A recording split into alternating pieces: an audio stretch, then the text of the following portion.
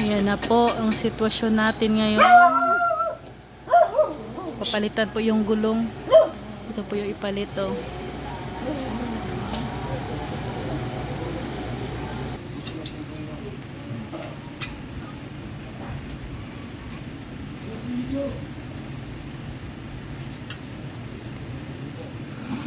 Ay, flat na niya. Flat to.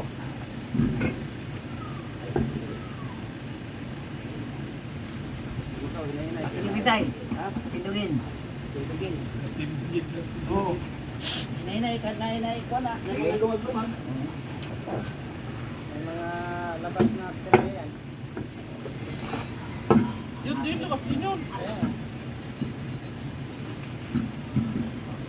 Pako pala ang gulong. Napako ang gulong. Uy. Okay.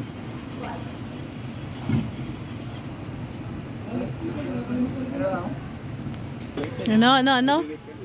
Counting 3. Saka sa ibilit. Pang-ibilit. Hindi pwede sa bandang mo. Ay, hindi na pwede. Kahit sa middleweight. Heavyweight. Pang-ibilit. Akala nyo na kayo narinig ha? Alam ko hindi naririnig. Alam mo lang. Ayan guys, napalitan na po yung gulong. At makakauwi na kami. Flat din pala. Flat din. Ayay. Masakit isipin.